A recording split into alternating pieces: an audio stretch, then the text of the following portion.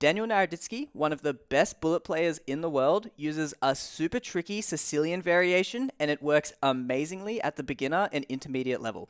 At move 3, you'll get your opponent out of theory, and on move 4, plenty of times you're going to win a pawn straight out of the opening. I'll show you some of the basics, and then we'll take a look at one of Danya's games and see how he likes to play the position and win it in the middle game. So in this variation, white has to play knight f3, which is the most common move. If they play knight c3, which is the closed Sicilian, another one of Daniel's recommendations that works really well is the accelerated dragon. The general setup is you play knight c6, and you fianchetto your bishop, and then you're looking for the immediate d5 strike when it's required.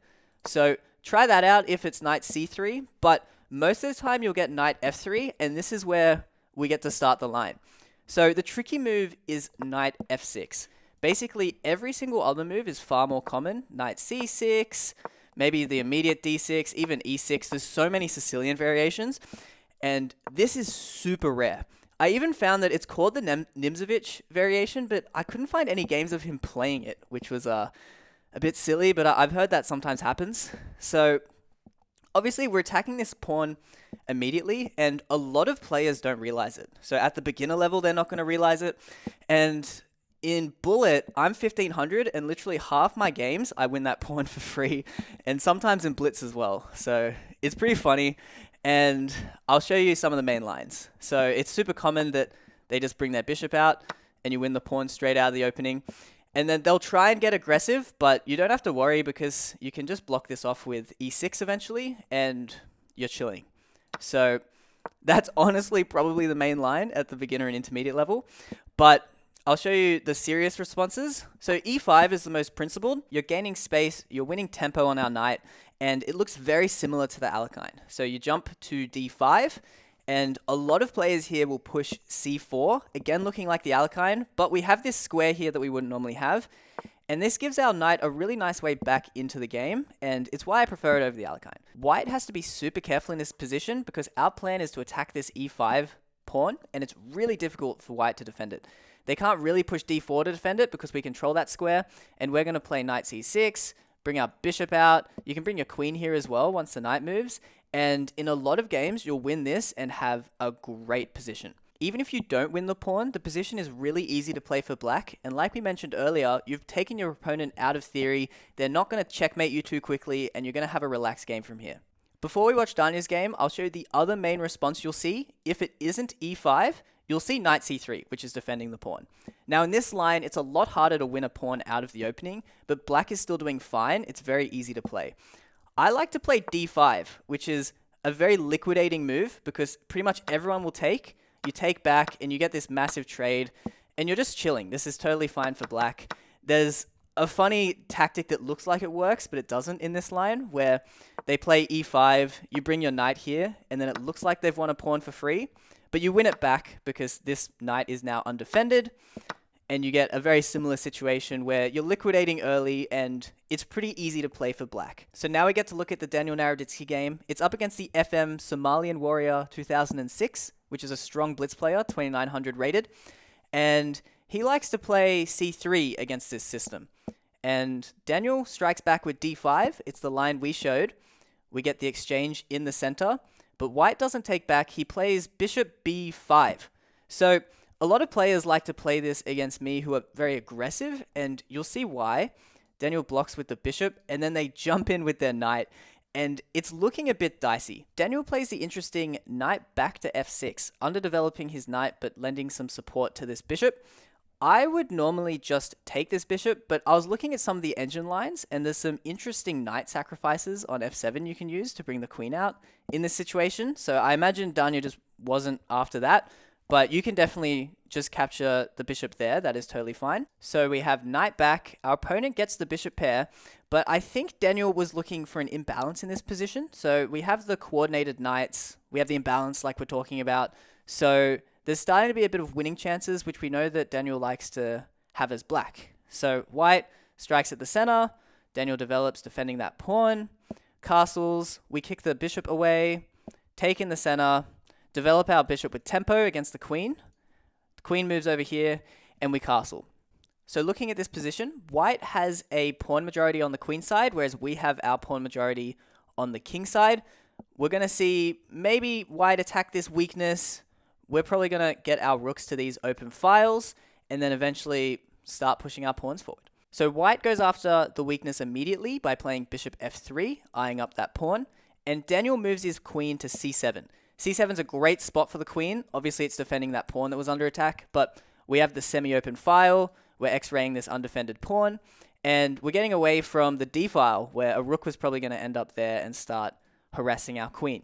So white decides to attack the queen, developing with tempo to f4, and Danya plays bishop back to d6. Now, I thought this was a blunder initially because obviously after the trade, this pawn is hanging, but tactically it's not, because if you take it, you bring your rook here, and we're eventually going to win that pawn back and have a super active rook. So Daniel gets the bishop pair, which he's going to be very happy with. It was probably white's main advantage in this position. White kicks away the queen moves back to its good square on c7, and now here comes the queenside push that we were talking about earlier with a4. So Daniel's position is solid, but his pieces are a bit inactive. You can see our knights are quite far in our territory, our rooks are not active at all. So we're going to see a few natural improving moves out of him.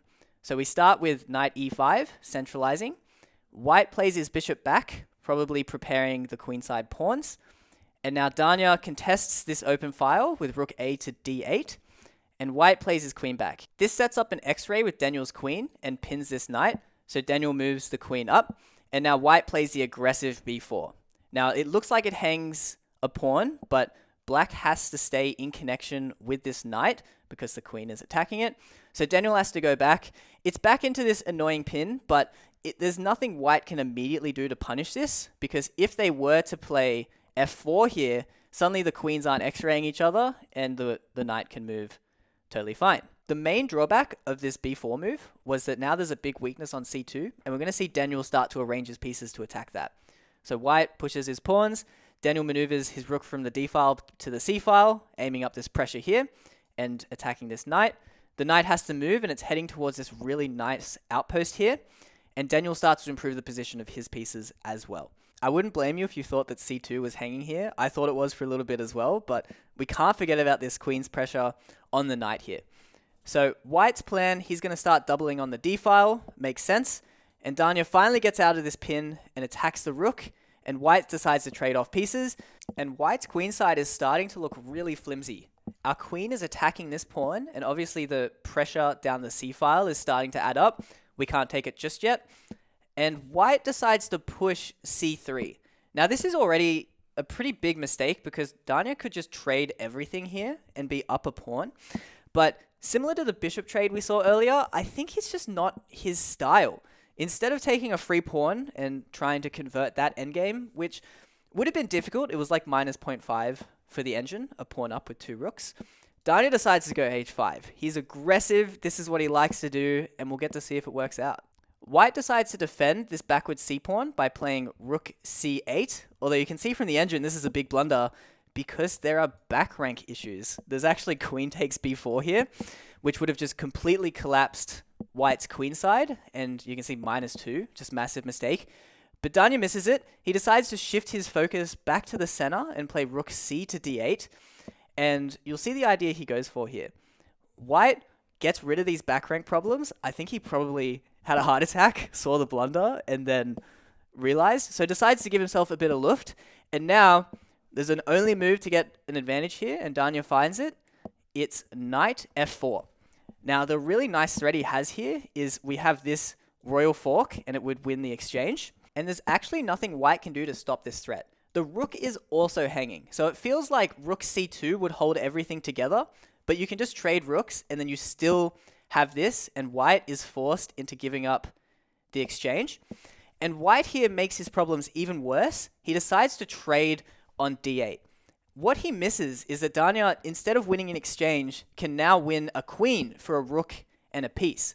So he plays knight check, king moves, takes the queen, we get the rook trade, and we have this situation. We have queen against rook and knight. Now, if you've been in this position, I'm sure you know how difficult it is up against the queen, even if you have similar-ish materials. But even if Stockfish is complaining that this is a bad position, you know it's going to be tough.